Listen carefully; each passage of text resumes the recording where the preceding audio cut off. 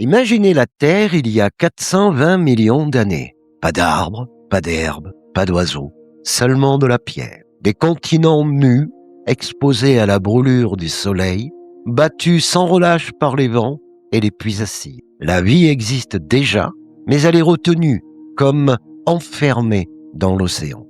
Pourtant, quelque chose d'extraordinaire est sur le point de se produire. Bien avant que nos ancêtres ne marchent sur la terre ferme, avant même que les premières forêts ne prennent racine, deux formes de vie que tout oppose vont se rapprocher. Une alliance silencieuse, invisible, mais capable de transformer une planète entière. D'un côté les plantes, de l'autre les champignons. Sans ce pacte ancien, vieux de plus de 400 millions d'années, la Terre serait restée un désert minéral. Et nous ne serions tout simplement pas là. Bienvenue dans l'histoire du pacte dévonien. Au début du Dévonien, la vie terrestre est presque absente. Les continents ressemblent à des paysages étrangers presque martiens, des roches nues, des sédiments, des étendues stériles. La vie, pour l'essentiel, respire encore sous la surface des océans. Là évoluent de grands poissons, cuirassés comme Dunkleosteus. Mais sur la terre ferme, seuls quelques pionniers osent s'aventurer. Parmi eux, de petites plantes primitives comme Cooksonia.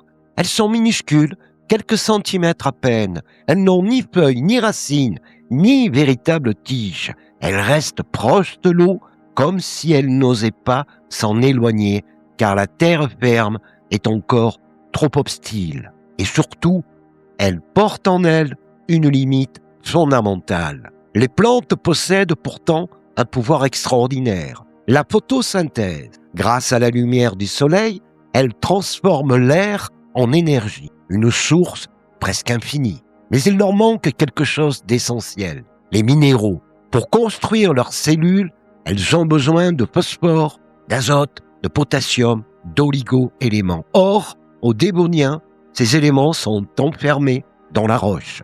Et les premières plantes ne savent pas encore les atteindre. Elles n'ont pas de racines complexes. Leur capacité d'absorption est limitée, fragile. Alors elles vivent à la surface, sans vraiment pouvoir s'ancrer. Résultat, elles meurent lentement de manque, au cœur même de l'abondance minérale. La vie terrestre semble bloquée, comme suspendue. Mais sous la surface des roches, une autre forme de vie poursuit son œuvre. Une forme de vie discrète, patiente, spécialisée dans l'exploration, les champignons. Les champignons suivent une logique différente. Ils ne vivent pas de lumière, ils ne tirent rien du soleil. Leur énergie, ils doivent la chercher ailleurs. Mais ils possèdent une capacité unique. Leur corps est formé de filaments microscopiques, les hyphes, des structures fines, souples, capables de s'étendre partout. Ils s'infiltrent dans les fissures des roches, entre les grains de sable, dans les espaces les plus intimes. Là où une racine s'arrête, le champignon continue. Peu à peu, ces réseaux deviennent immenses. Ils tissent sous la surface une véritable trame vivante, une toile capable d'extraire les minéraux directement de la pierre. À un moment du Dévonien, quelque chose bascule.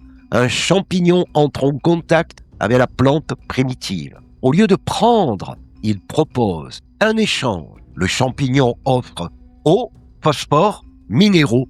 La plante offre sucre, carbone issu de la photosynthèse. Un équilibre se dessine, un troc vital.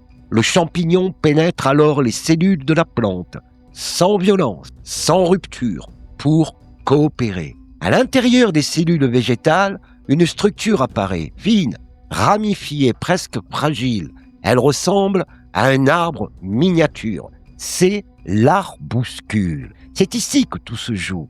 Les deux organismes se rapprochent au plus près, sans jamais se confondre. La surface d'échange devient immense. Un équilibre s'installe, une relation durable. C'est la naissance d'une symbiose. Cette association a un nom, la mycorrhize. Grâce à cette alliance, les plantes changent. Elles accèdent enfin aux ressources du sol. Elles s'étendent, elles s'installent, elles transforment peu à peu la surface du monde. Les premières racines apparaissent. Les plantes grandissent, les paysages évoluent, des tapis végétaux couvrent les terres. Puis viennent les premières forêts. Parmi les formes de vie les plus étonnantes de cette époque se trouve Phototaxite, un organisme immense. Pendant longtemps, on l'a pris pour un arbre, mais il s'agissait probablement d'un champignon géant. Les racines fissurent la pierre, les champignons libèrent les minéraux, les plantes meurent, se décomposent, la matière organique s'accumule. Peu à peu, une nouvelle couche apparaît, l'humus, un sol vivant. Pour la première fois, la terre devient fertile. Et ce changement dépasse le sol lui-même. La photosynthèse s'intensifie, le dioxyde de carbone diminue, l'oxygène augmente, l'atmosphère change, le monde se transforme. Des millions d'années plus tard, certains poissons s'approchent des rivages. Ils explorent, ils testent. Parmi eux, Tiktaalik, un être entre deux mondes, capable de se mouvoir dans les eaux peu profondes et de supporter son poids. Ces créatures ouvriront la voie aux vertébrés terrestres. Mais elles n'arrivent pas dans un monde vide. Elles arrivent dans un monde déjà transformé, un monde où existent des sols, de la végétation, des écosystèmes, un monde rendu possible par une alliance invisible. Aujourd'hui encore, cette alliance perdure dans presque toutes les forêts du monde. Environ 90% des plantes terrestres vivent toujours en symbiose avec des champignons. Sous nos pieds, un réseau immense continue d'exister. L'histoire de la vie ne se résume pas à la compétition. Elle est aussi faite de liens, d'équilibre, de coopération silencieuse. Car parfois, face à un monde hostile, ce n'est pas la force qui permet de survivre, mais la capacité à s'unir. Et quelque part, sous les forêts aujourd'hui, le pacte du Dévonien continue encore. Si l'histoire de cette symbiose vous a ému, regardez aussi l'histoire de Kaan et Sia. Au cœur d'un monde brutal, ils ont prouvé que survivre ne dépend pas seulement de la force, mais du lien entre les êtres. Car depuis les premiers Homo erectus jusqu'à nous, ce n'est pas la loi du plus fort qui domine, c'est la puissance de la solidarité. Merci de m'avoir écouté, c'était Thierry. Abonnez-vous à l'Odyssée du Vivant et à bientôt.